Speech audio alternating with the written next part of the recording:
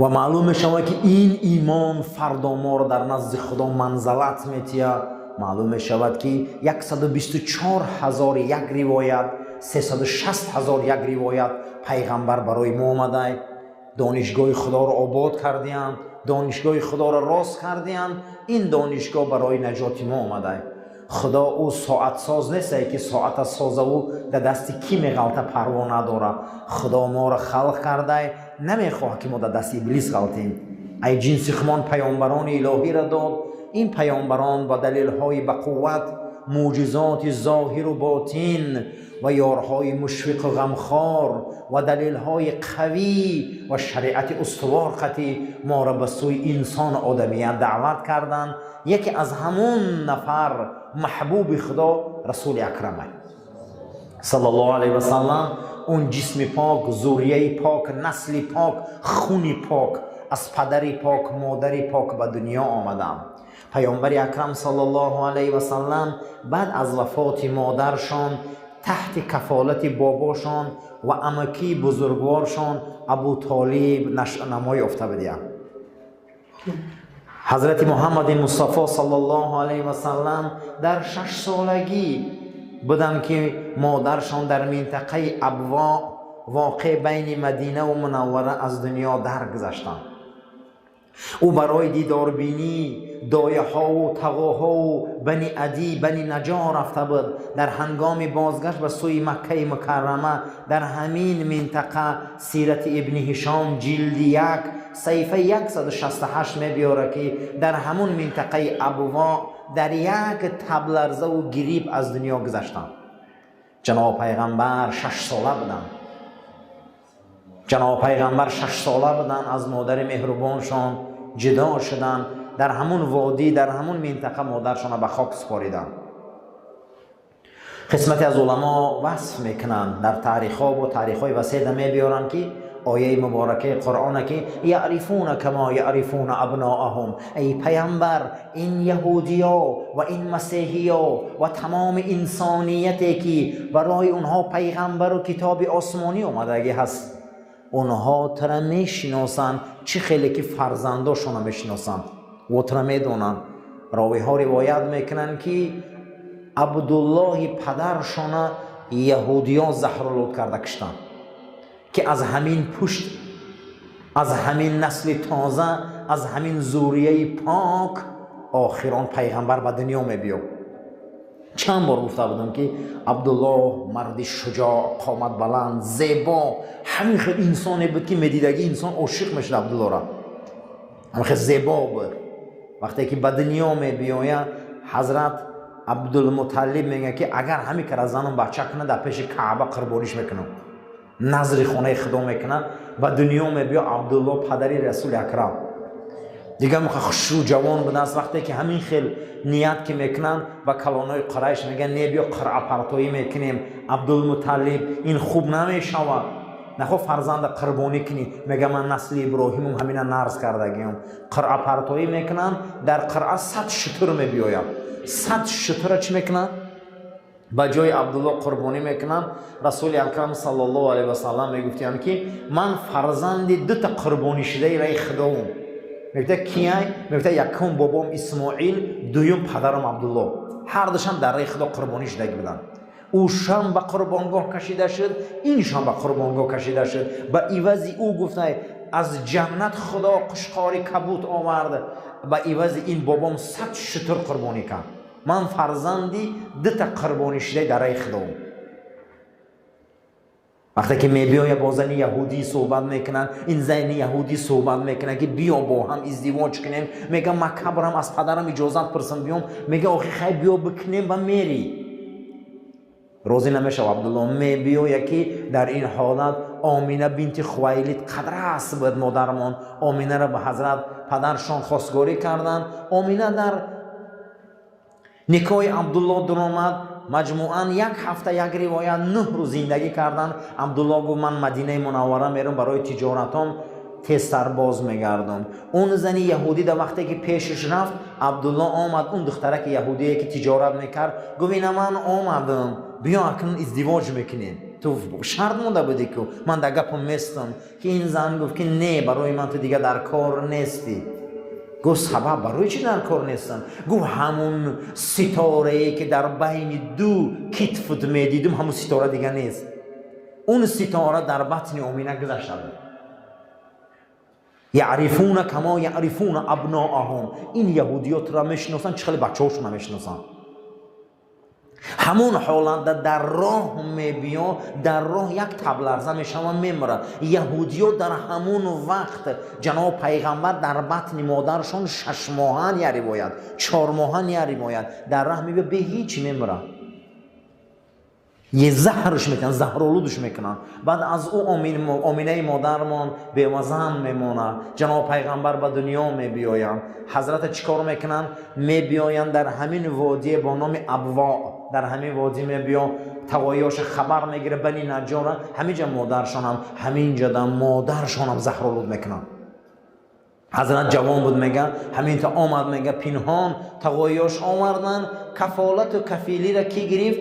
عبدالمطلب. عبدالمطلب فرزندای زیاد داشت. بعد از مرگ مادر پدر بزرگش عبدالمطلب سرپرستی رحمت للعالمین به ذمه میگیرن. پیامبر اکرم صلی الله علیه و سلم در زیر سرپرستی عبدالمطلب کلان میشوند. عبدالمطلب فرزندای زیاد داشته که زیاد از 10 نفر بوده، اما یگان تش رنگ محمد دوست نمی داشته. صلی الله علیه و سلم رسول الله محبوب بودن در پیش باباشون. امکاش میگه رشک میبردن. یگان نبیرش رنگ محمد میگه شیرین نبود صلی الله علیه و سلم. او مردی با حیبت بود. یگان فرزندش در سری زانی عبدالمطلب یگان مرشتگی نبوده. یگان نبیرش در سری زانی عبدالمطلب ششتگی نبوده، اما رسول الله میشیشتیان. مید حق بدیم میگن میشیشتن، اما امکیاش تلاش میکردن که او را ای سری زانی عبدالمطلب گیرن. هر بار نیت میکردن میگه عبدالمطلب صدا بلند میکرد چخش نشوی، من بیایا بشینم، چقش نشوی. اما پدر بزرگ میگه میگفت کارتانا به این نگیره، کار نداشته باشه به این، زیرا که من در چهره این آینده در آدمی بزرگ میبینم، چقش نشوی.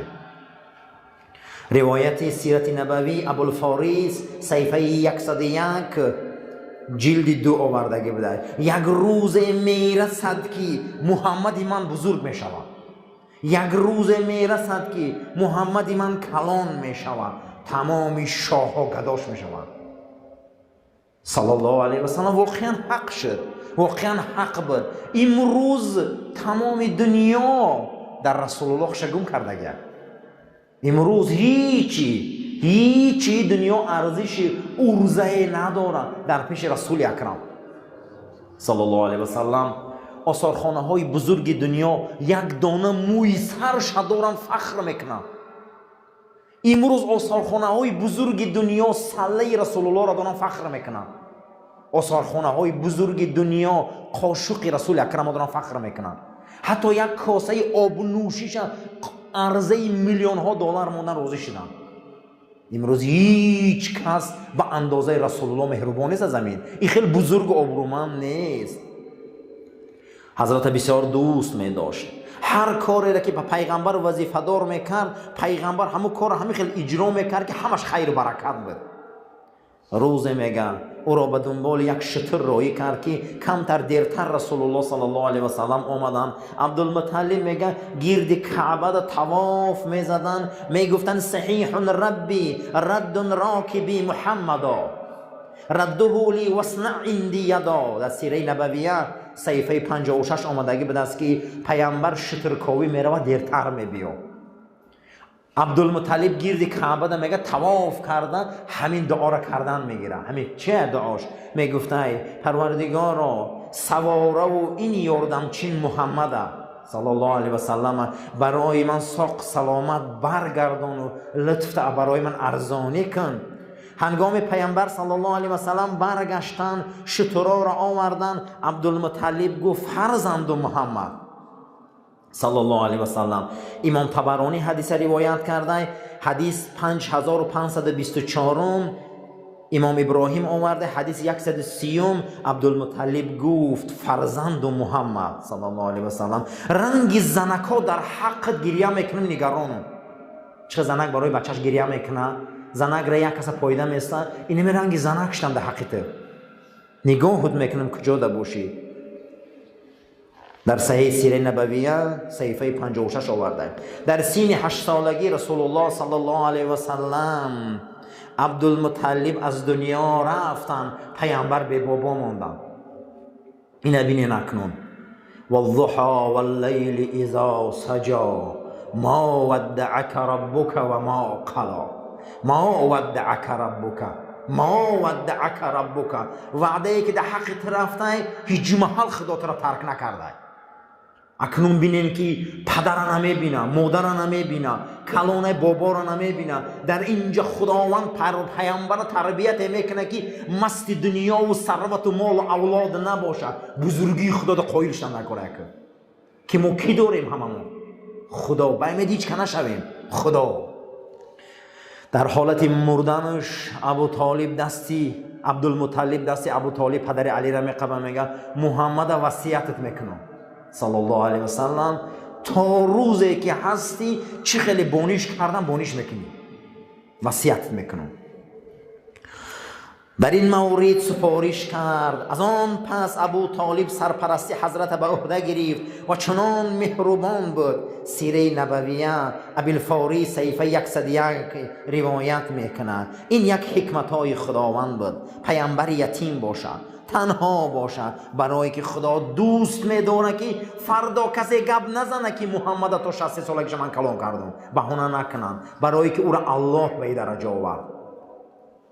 وقتی که کسی را که در حقش سوره فتح باشه، انا فتحنا لک فتحا مبینا، اکنون امروز دروازه های دنیا را برایت من میکشم. کسی را که در حقش خدا سوره فتح آورده او شکست میخوره. کسی را که 18,000 عالم وعده کرده است که فتح مبینا، اکنون غلبه های آشکار به چشمتان میبینه. خدا را در حق رسول اکرم صلی الله علیه و سلم روزی صلح حدیبیه وقتی که مسلمان ها آمدن از این جانب موسم حج، از این جانب مشرکان آمدن، مسلمان ها را نمیمونن با لباس احرام مکه دراین. پیامبر میبیاید او در این حالت نمیمونه، انمی خیلی بین استادگی هستند. حضرت در این حالت صحابه را فیراد میکنه با نامی که عثمان ابن عفان سیمین خلیفه اسلام. میگه عثمان اکنون تو میری سفیری من با مشرکین گفتگو میکنی. میره و عثمان دیر میبیا، در این حالت خبر میبیا که عثمان کشتیان، خیانت شده، عثمان خیانت کردن. جناب پیغمبر میبیا و در تگ چی؟ در تگ درخت میایستن. بعد از اون میگن ای مردم دوباره بیای بیعت میکنیم، اکنون دست میتیم برای خون عثمان. همه بیعت میته برای ایمان و توفیق، همه بیعت میته برای که خون عثمان بازگردانده شود. در همین حالت میگن ندا میبیا که عثمان زنده اومده است. بعد از عثمان میبیا و از صلح گپ میزنه که حضرت اینا گفته است ما صلح میکنیم با اون شرطی که شما این مثال حج نمیکنید. شرط موندیان. پیامبر اکرم میگه وقتی تینجی آرامی صلح باشه ما الان حج نمیکنیم. امروز اکنون بینه که کی طرفدار صلح تینجیه، اسلام یا دیگر آدم. پیامبر حجن ترک میکنه، احرام میبروره، میگم مایلش من راضیم تینجی باشد از زمین. همین شما تینجی میخواهی؟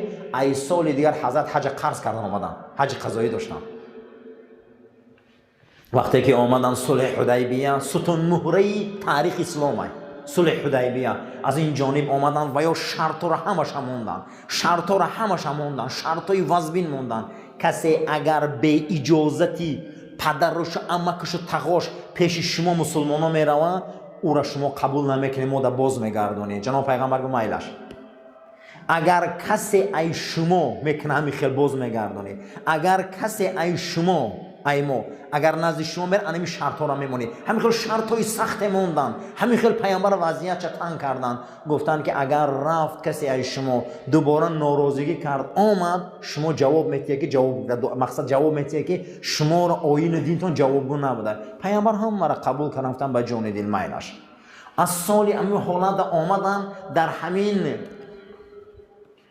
ورق کلان توافقنامه اکنون باید نام ها نوشته شود. از این نام از مشرکان سهیل ابن عمر، ابو سفیان ابن حرب همه کلان شونده ها. از این جانب حضرت ابوبکر، حضرت عمر، حضرت علی، حضرت عبدالرحمن ابن عوف، رسول اکرم صلی الله علیه و سلم موافقه صلح می شود.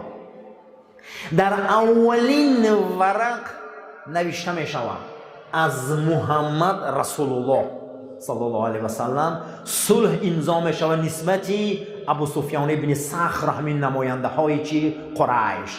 اینا می بیاین میگن نه رسول الله را میگیری، اینمی ما را جنجال برای رسول بودن تای در اینمی نامت میگیری، نامی رسول الله را میگیری، از محمد میمونی. بینن که همیشه انسان های به ایمان، انسان های خدا نتر شرطشان نمیمونن. آخه میگن همین نامت هم میمونه که از محمد رسول الله نه، از محمد توقع میمونی. کی غیرت میکنه در دست خط کورکنه گیره و جوهر گیره نام رسول الله را خط زنه؟ کاتب کی بود؟ حضرت علی. حضرت علی میگه دیگه دست من لرزید که من چخه نام پیغمبر خط میزنم. که حضرت میگه اومدن قلم گرفتن گفتن با همین شرطان صلح میخواه؟ بله. گو من نام رسول الله را خط میزنم. من الهش کمی شما تینجی خواهی. قلم گرفتن حضرت در هم رنگ تر کردن محمد چمون صلی الله علیه و سلم رسول الله شو چکار کردن؟ بالاش هم تاریک کردن. گفتن میله همین تاریک کردن نبود که سوره فتح نازل شد و این نام رسول الله از قرآن مقصد ایمین ورق پیامبرم که سیاه کردن. گفتن میله من سیاه من نمیکنم، میلش شما صلح تینجی میخواهید. همین سیاه کردن که خداوند در سوره فتح گفت محمد رسول الله و شما میخواهید که ای ورق گیره من نام اینه که در تاریخ میزنم که رسول ای. کی نگیره نام رسول الله را؟ کی نصف میکنه نام رسول الله را؟ اون زمان دا اونها گفتن من نام حبیب بودم، نامش هم که خط زدن ده که خدا گفت محمد رسول الله والذین معهم. این محمد رسول منه، او کسایی که قطعی وان اینا کافرا ده بیرحمن، اینا بین یکدیگریشون مهربانن، نسبت خدا در رکوع سجود و گریان. نام رسول اکرم در قرآن مهر شد. برای همین عزیزا این رسول الله های حضرت پدرشون باباشون عبدالمطلب میگه که بچه محمد چیده دیر کردی؟ رنگی زنکو شدم در حقت، میپویم تا کی میبیوی، چخل میبیوی. گرد کعبه دعا کردم، دعام انا همین بود بچه محمد. ربی رد راکب محمدا رده لی وصن عندی یدا. پروردگارو این سواره من، این ملکاوی من، این یاردمچی من نبیرم محمد برای من بازگردان، برای من بازگردان. زیرا این که بر حق من لطف کن، من دیگر نمیتونم آخی، من چی زیخ موندم بازش گردان. هنگامی که رسول اکرم اومد برگشت شترا را آورد. عبدالمطلب گفت فرزندم من یک مانندی زن هزنک شدم در حقیقت گریه میکنم میشنم که در کجایی، زیرا که دانست در 8 سالگی بابا را از دست داد. حکمت الهی همین بود که پیغمبر تنها مورد عنایت الله قرار گیرد. بدوری از دستانی که برای راهنمایی و تلاش نمایند و مالی که برای او بتیان و کمک کنند، او را برای واسطه مقام ها رسانند، بر رهبری تأثیر کنند، دنیا برای او تأثیر کنند. بنابر همین سبب پدر، مادر، عمک، بابا همه را خدا دور کرد تا خمان یتیم کلان شد، فقیر کلان شد، تاجیر کلان شد، 10 مرده کلان شد، برای آنکه دنیا و تمام باشش دنیا و واسطه اولاد اجدادش رسول الله را مغرور نکنه. یک کسی باباش چمونش فخر میکنه باقی بابا من. برای همین موریدی خاصی پروردگار چه موریده او این همین ما ودعك ربك و ما قلا وللآخرة خیر لك من الاولی ولسوف یعطیک ربک فترضی ولسوف. خداوند در قرآن در 5 جاش کلمه چی آورده بوده؟ در 5 جاش کلمه چی آورده بوده؟ رضا. در 5 جای قرآن پروردگار کلمه رضا آورده بوده. یکتش همین بود. 13 سال رسول الله رو به طرف بیت المقدس نماز خواندن.